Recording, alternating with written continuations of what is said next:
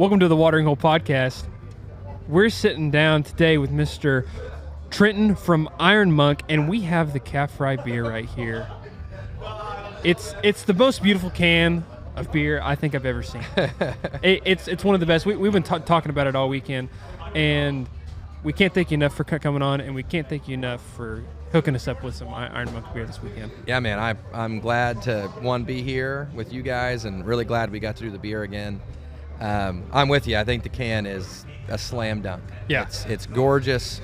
It screams calf fry. You couldn't get more calf fry than this can. Yeah. It's actually printed, fully printed, that's a new thing we're doing. Yeah. So historically we've done a shrink wrap, a sleeved can.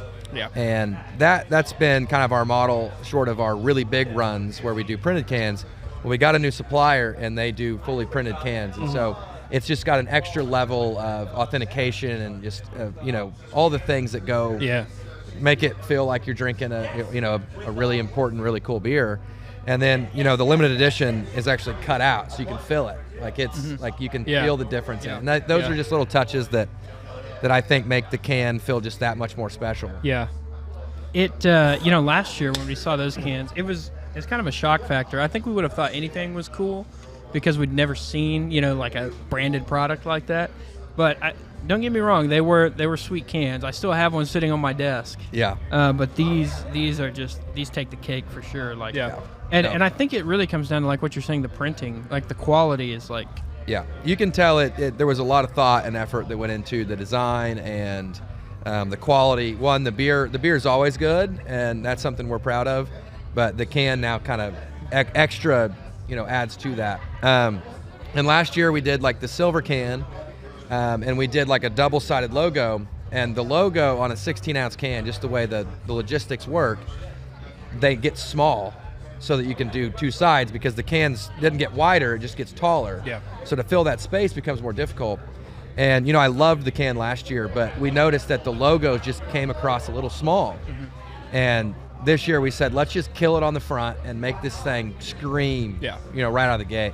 And their logo is already cool, and so we just ran with that and made it a really cool deal. So. Yeah. So tell me, obviously the can is different. Is there anything different with the brew this year, or is it the same exact brew as last year? Yeah, so it's the exact same beer, just given the minor caveats of craft beer, where every batch just has that unique ability to be a little bit different.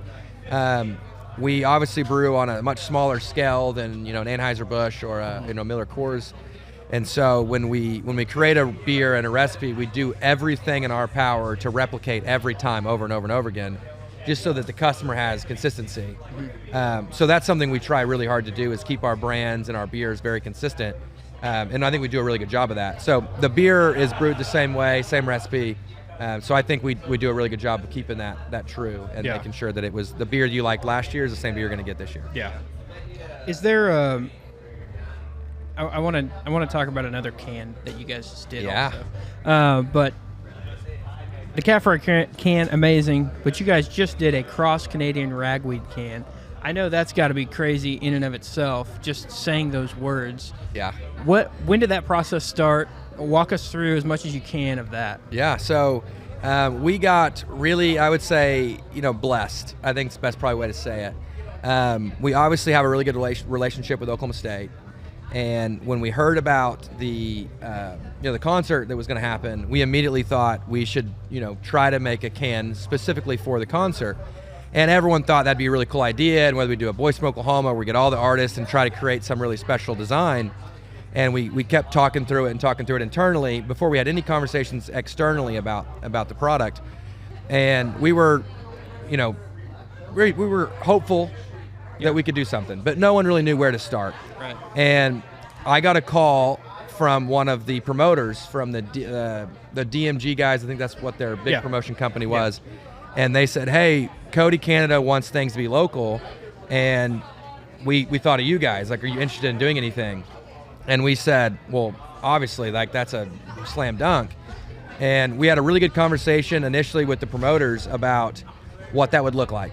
And the unique thing, and I say the unfortunate thing about craft beer, is our margins are kind of limited. We don't make a ton of money every beer. And so we had a really good conversation with those guys about what it would look like, because we didn't have a big budget to say, like, let's just throw a ton of money at it and, like, we want to, like, pay for this big deal.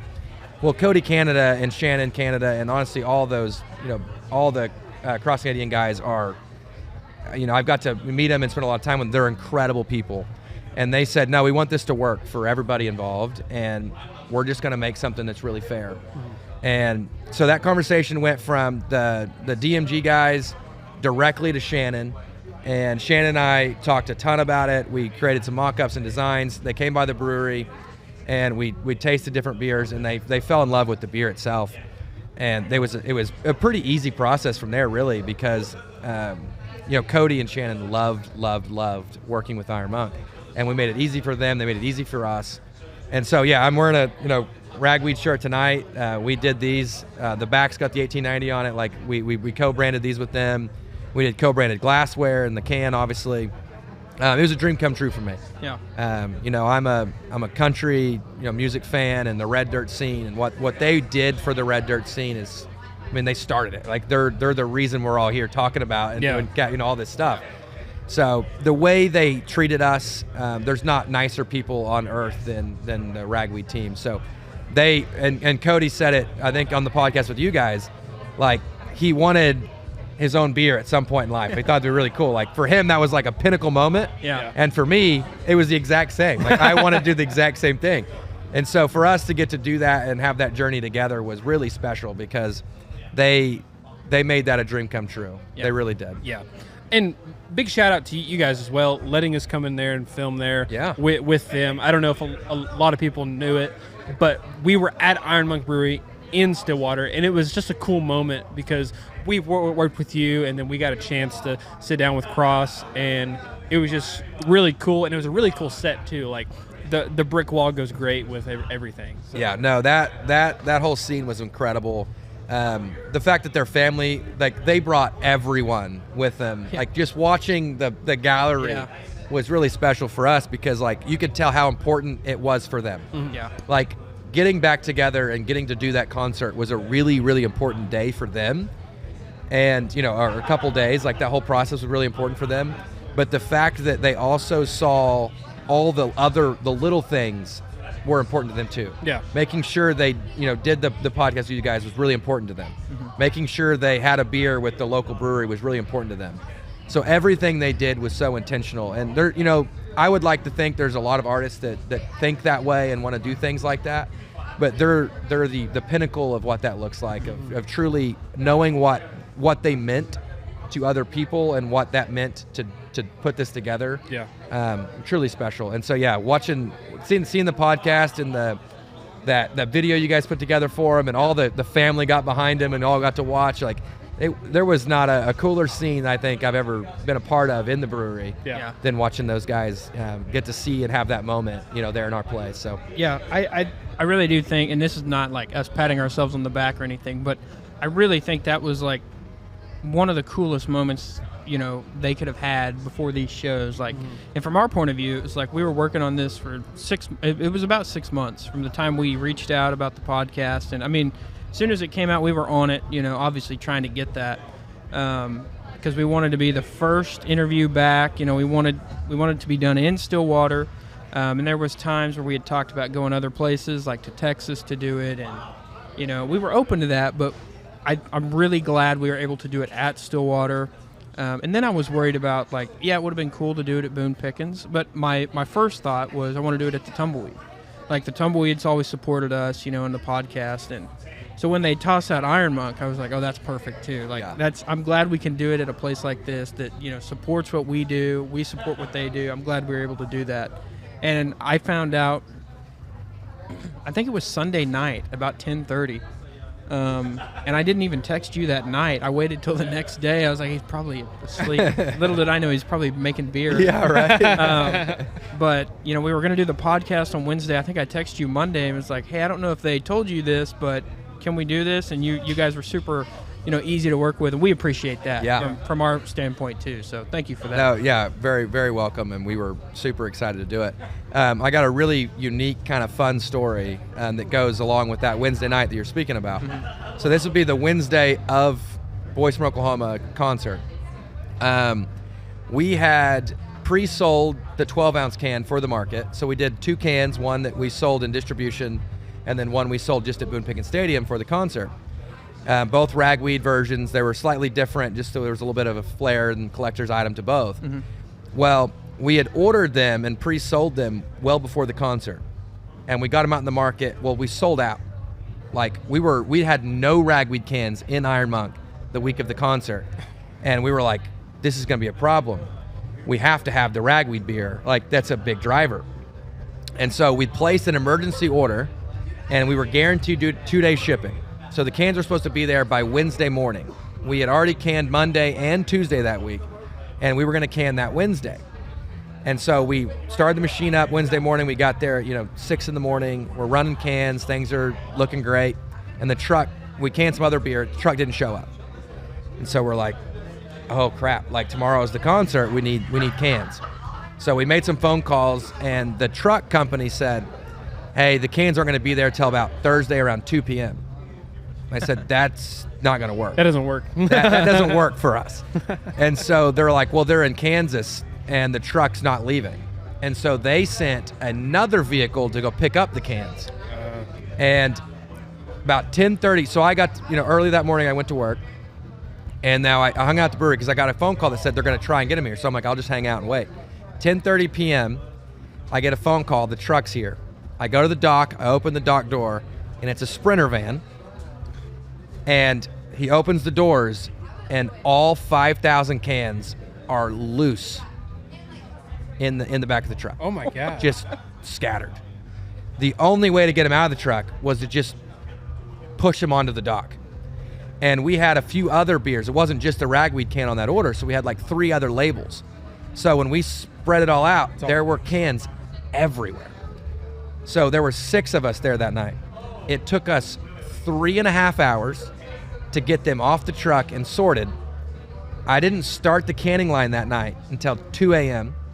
I canned until 6 a.m. I then went to Shortcakes for breakfast, went back to the brewery thinking I would just take a quick nap, and that never happened because it was, ragweed day, and we got going. By the time I went that Thursday night to the concert, by the time I got home and went to sleep, I'd been awake for 50 hours. Oh my God. I pulled an entire 24-hour shift just for the ragweed beer. That's crazy. So I'll never forget it. I mean, it was an incredible opportunity. Would I ever do it again? If I had to. Do I want to do it again? No, I do not. But it was a really cool story. Yeah. Now I was a little tired that Thursday night, so I didn't fully get to enjoy it, and that was the only night I thought I was going to go. But Shannon took care of me. Their team, they wanted some beer for backstage and for the where the trailers were and all the artists were hanging out.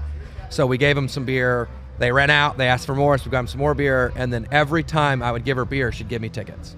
And so Saturday night, I was as close. You need more beer? Yeah, right. I was as close to the stage as I am to you guys in the pit. And Saturday night was one of the coolest experiences of my life, getting to be that close and watch those guys. Saturday night was the only night, to my knowledge, that they put a can on every single pedestal out there. So the ragweed beer was all over the stage as a marketing. I mean, he was everywhere. Wow. So when I was standing there in the pit watching him set out, my beer, it was a true dream come true. I mean, it blew my mind. And then she asked for more beer on Sunday, and so I went again on Sunday. So I got to have a really cool time with those guys. So That's that was cool. really neat. Yeah, it was a crazy, hectic weekend, but it was definitely a weekend we'll never forget. I mean, it was awesome. You know? We're very much like we very rarely. I know it doesn't seem like it. We're sitting in a literally a lounge with a chiropractor and a hairstylist over there, but we really, it's stuff like this. Like we're working, trying to book episodes, trying to keep things flowing.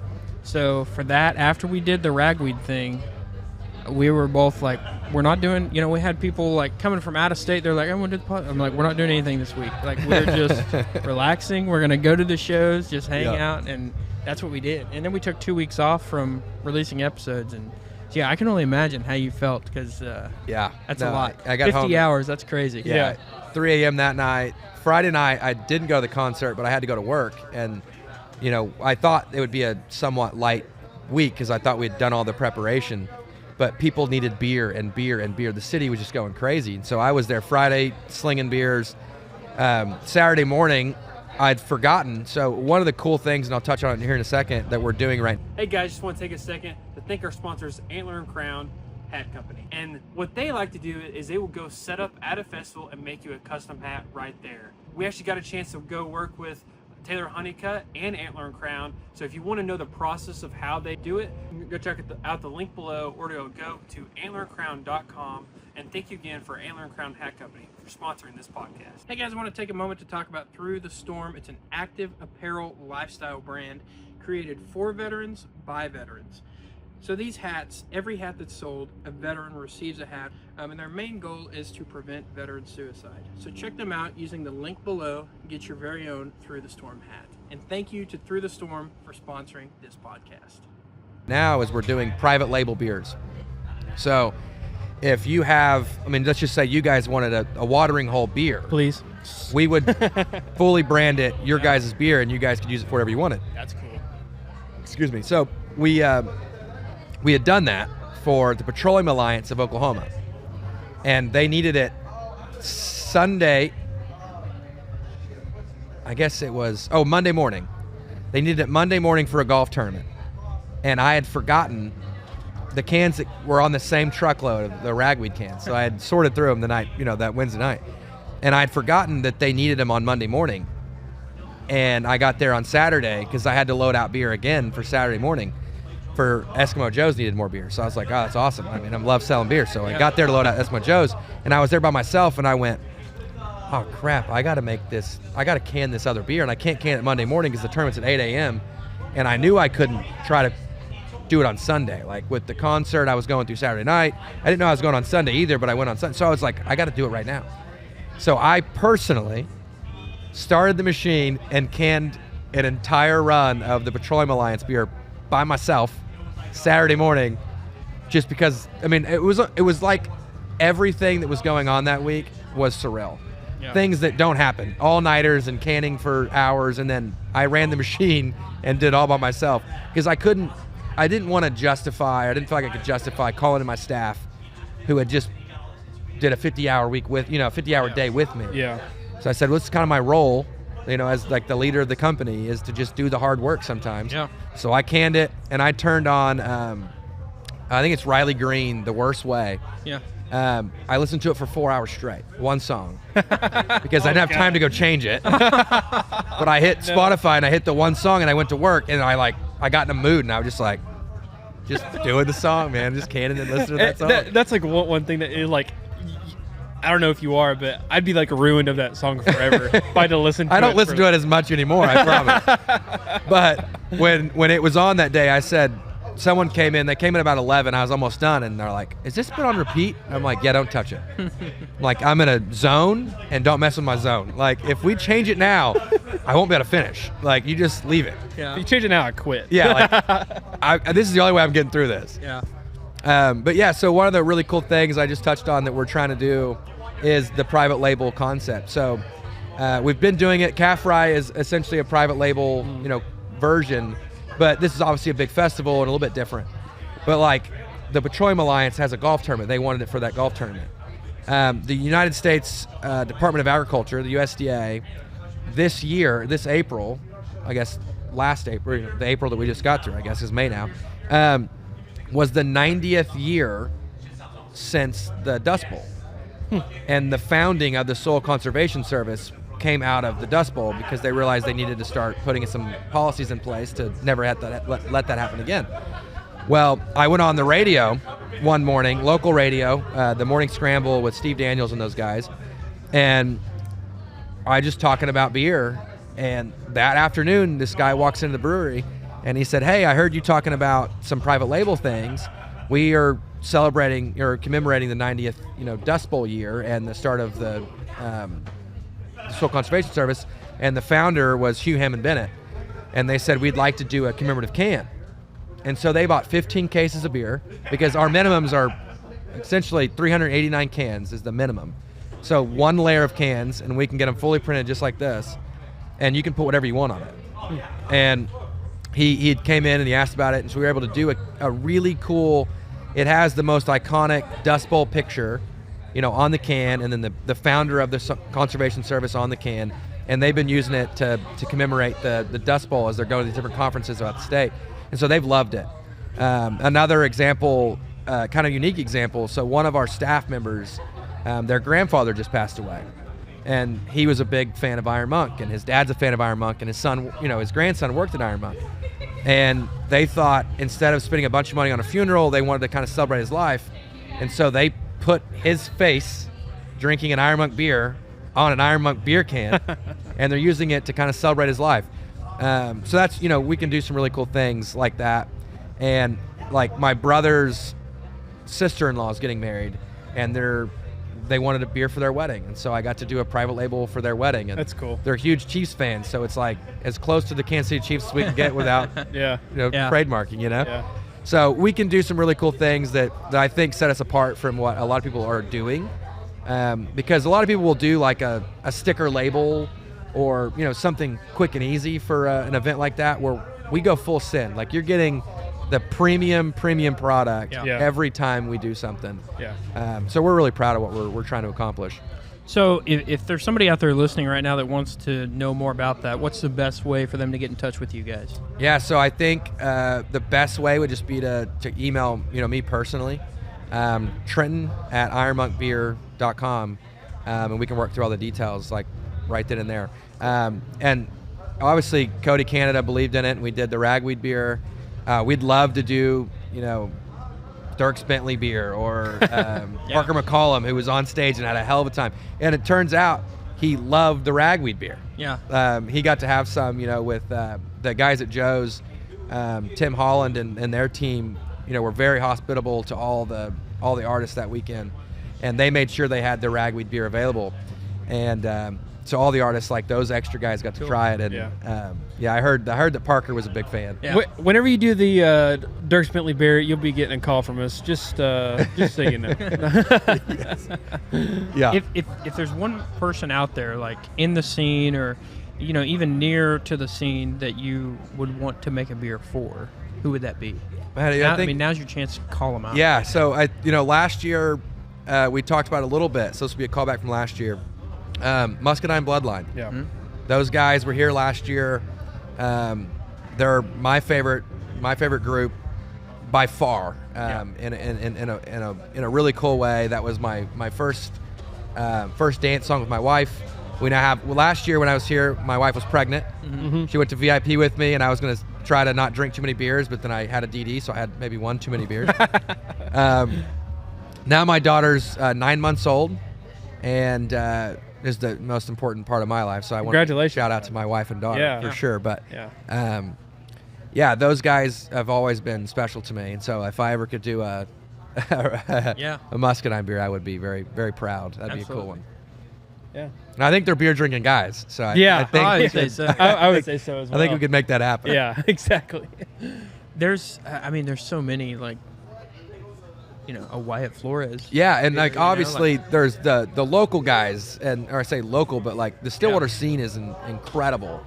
The Oklahoma scene's incredible. Like Garth Brooks would be, the greatest accomplishment of my life. So we've actually approached Garth, and we've designed a can, and we've sent it out to his team. We've gotten some feedback, but he just right now isn't ready to do it. Yeah. But if he ever plays at Boone Pickens, I can promise you there will be a Garth Brooks can. So Garth would be a whole nother level, but when it comes to like where I'm at right now in life, those Muscadine guys would be really special. Yeah. But no, Wyatt. So I've heard this, and you guys may be able to tell me if it's true or not. So I'm from Morrison, Oklahoma, a small town of Morrison. I've been told he went to Morrison High School. He did go to Morrison High School. Yeah. He was the mascot. Okay. Yeah. So there we go. The Wildcat. Yes. Yeah. Yes. He's got a song Song about about that. it. I've heard the song. It's not Yeah. he's maybe not too fond of Morrison in that song. It doesn't sound like the most positive song. Yeah. I think a Southall can would go hard, but I'm yes. biased. Yeah. I'm very biased because that's my favorite. I might order a Southall. I might order some cans for them. Yeah, there you go. So- You might be getting a call from. Yeah. So what's the minimum? $3.90? Hey, what's going on, guys? Just want to take a second to tell you about Double B Hat Company. They're a sponsor of this podcast, and they have some pretty sick hats too. A great thing about Double B is if you go check out their stuff, one thing you're going to see is some of your favorite artists wear Double B hats, and including your favorite podcasters. Rhett and I are sporting the Double B hats thanks to our friends at Double B Hat Company. So thank you again to Double B for sponsoring this podcast, and go get yourself a hat. 389 cans. We can swing that. It's going to be, by the time there's damage, with damage, because the cans are, pretty damageable because they don't come with a lid or anything. Yeah. By the time we get all the damaged cans out of there, it's going to be about exactly 15 cases of beer. Okay. And the maximum is there's not one. I mean, Yeah. Let's do 1 million cans. I don't care. Yeah. Yeah. So we can do as minimum as 15 cases, or as many as we could possibly think of. Yeah, I mean, 380 beer, it's a lot of beer, but at the same time, you have a decent sized event with, 50 people or whatever, it's really not. It really, yeah. And the nice thing about, I would say, our beer, and honestly most beer in general, you keep it cold, it's never going to go bad. I mean, I say never, but like we can keep our stuff shelf stable for years if you just, because the way the brewing process works is once we've done fermentation, it goes into like packaging stage. So we drop it to 32 degrees in the fermentation tank. When we can it at 32. We go straight from the canning line directly to our cold room at 35, and it doesn't leave our cold room until it's sold. So there's really nothing to ever make it go bad. I mean, beer cold, there's no oxygen. We didn't introduce any oxygen during that process. We've really never changed anything. Yeah. So as long as it's cold, it's just going to stay fresh and ready to go. So, if you took the beer out of the cold room and then like put it in your house, just like sitting out somewhere, how long does that stay good? So as long as the temperature doesn't fluctuate drastically. So if you just had it at, in a guest bedroom at, your house, let's just say your average temperature in the house is 70 degrees. Honestly, there's probably no difference between that and cold. As long as you don't go from like, we took it to the party and set it by the ice chest and it got 90 in the sun, and then put it back in the ice chest and took it out and set it in the garage. Like at some point that fluctuation, the hot, so if it gets really hot, there's still there's residual yeast in any beer can. So when they say like a beer's skunked, like you set some Coors Light or whatever in the back of the truck, you go fishing, and the next morning you get them cold and you go to drink one, it's gonna be a little off. Well, it's because that yeast and like the things that make beer, the yeast and the hops are going to get really warm, and you have enzymatic activity, you have science happening in the can, and it's gonna change the flavor and honestly the profile of the beverage. So that's what people mean when they say a skunked beer. Like it just sat in the back of the truck for 2 days at the fishing trip, and then you got to drink it and it's like super fizzy and like all these things because things start to happen inside that can. So as long as you don't get it out in the sun or super hot, it's gonna last a really long time. So I mean, honestly, and one of the cool things too is we do have a large cold room, and man, I love getting to do stuff like this, and these private cans and all these different cool opportunities. So like I'll just store it in my cold room until you need it. Yeah. And then you need 4 cases for an event, you take your 4 cases, I'll keep the other 11. And then you need another 4, I'll just give you those. Like, so I work with people really well. Like if you got something cool going on and you just want a beer can, you need me to store it for a little bit, I can do it. Yeah. So I try to work with everybody I can.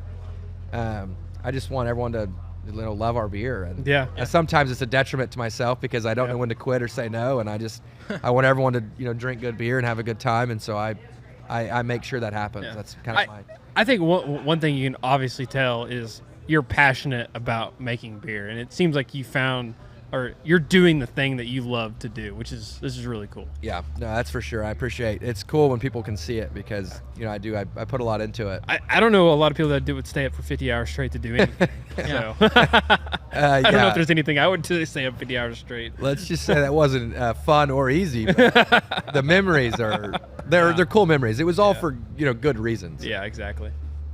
Do you have anything else going on at Iron Monk coming up soon or down the road that you want people to know about?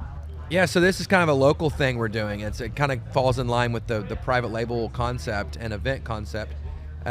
Me personally, so a lot of the company and a lot of the things you see at Iron Monk, you have seen over the last few years with CAFRI and OSU and Cross Canadian are kind of like things that you kind of see me in those things. Like that's kind of my personality.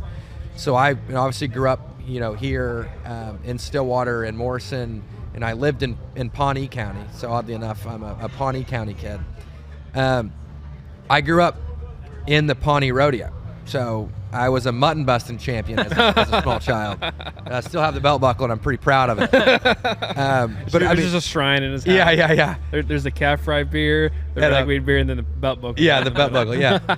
So a few years ago, I think it was my 28th or 29th birthday, I went out to Hennessy, and I went and rode bulls. Like, I feel like I claim to be a cowboy, right? I mean, I believe it's in my bones. Like, I'm a cowboy. So I'm a modern cowboy. I don't always look like a cowboy, but I'm a cowboy. Anyway, so for the first time in the Pawnee Bill Memorial Rodeo history, they are having beer sales. They've never done it. And so historically, you could bring in your own ice chest. So there's no outside alcohol allowed because this year they're selling only Iron Monk beer at the Pawnee Rodeo. Very cool. And they have what I think may be one of the coolest beer cans I've ever done. It's a rodeo can. I mean, it's a full freaking rodeo can. Yeah. It's Coors original colors, so it's got that yellow kind of hue.